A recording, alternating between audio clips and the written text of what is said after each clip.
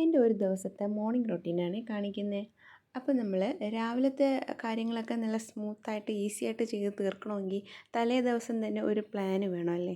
നമ്മൾ എന്താ ചെയ്യാൻ പോകുന്നത്, എന്തൊക്കെ ഉണ്ടാക്കണം ഒരു ഐഡിയ ഉണ്ടെങ്കിൽ മാത്രമേ നമുക്ക് ഈസി ആയിട്ട് കാര്യങ്ങളൊക്കെ ചെയ്യാൻ പറ്റൂ. അങ്ങനെ തലേ ദിവസം തന്നെ ഞാൻ പച്ചരിയൊക്കെ വെള്ളത്തിലിട്ട് ഒന്ന് കുതിർത്ത് ഒന്ന് അരച്ചെടുക്കുകയാണ്. അപ്പം ഉണ്ടാക്കാൻ വേണ്ടിയിട്ടാണ് ഞാൻ അരയ്ക്കുന്നത്. അതിലേക്ക് ഞാൻ ചോറും തേങ്ങയും ഈസ്റ്റും പഞ്ചസാരയും പിന്നെ കുറച്ച് തേങ്ങ വെള്ളം കൂടെ ചേർത്തിട്ടാണ് നന്നായിട്ട് അരച്ചത്. സാധാരണ എല്ലാവരും വീട്ടിലും അരയ്ക്കും പോലെയാണ് ഞാനും, പ്രത്യേകിച്ചൊന്നുമില്ല. പിന്നെ അങ്ങനെ കടലയും വെള്ളത്തിലിട്ടു. അടുത്ത ദിവസം രാവിലെ വന്ന് നോക്കിയപ്പോൾ ഇതായിരുന്നു അവസ്ഥ.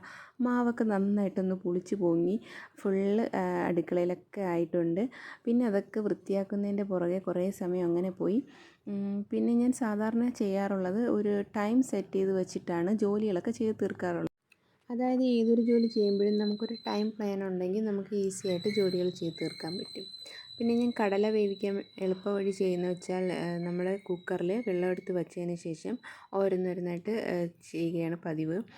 കടല കഴുകിയിട്ടു, പിന്നെ അത് കഴിഞ്ഞിട്ടാണ് സവാള കട്ട് ചെയ്യുന്നത്, തക്കാളി കട്ട് ചെയ്തിടുന്നു, പച്ചമുളക്. അപ്പം ഇതിൻ്റെ കൂടെ തന്നെ വെള്ളവും തിളച്ചുകൊണ്ടിരിക്കും. നമ്മൾ കുക്കർ അടച്ചു വയ്ക്കുമ്പോൾ വേഗം തന്നെ വിസിൽ വരാറുമുണ്ട്. അപ്പം ഇങ്ങനെയൊക്കെ ചെയ്ത് നോക്കുമ്പോൾ നമുക്ക് ഓരോ ടൈം പെട്ടെന്ന് ജോലികളൊക്കെ തീർക്കാൻ പറ്റും. അതിൻ്റെ ഇടയിൽ തന്നെ അപ്പമൊക്കെ ചുട്ടെടുക്കുന്നുണ്ട്. ഒരു സൈഡിൽ കറിയും വേവിക്കുന്നുണ്ട്. പിന്നെ ഈ കറിയൊക്കെ ഒന്ന് കടുവറുത്ത് എടുക്കാം. കടല ഞാൻ അരച്ചാണ് ഈ ഒരു കറി ഉണ്ടാക്കുന്നത്. പിന്നെ തേങ്ങ തിരുവേണ്ട ടൈമും കൂടെ നമുക്ക് ലാഭിക്കാം. അപ്പോൾ നല്ല കുറുകിയ കടലക്കറിയും കിട്ടും.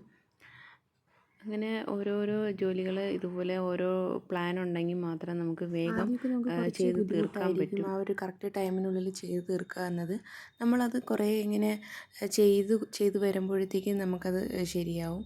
അപ്പോൾ എല്ലാവരും ഒന്ന് ട്രൈ ചെയ്ത് നോക്കുക.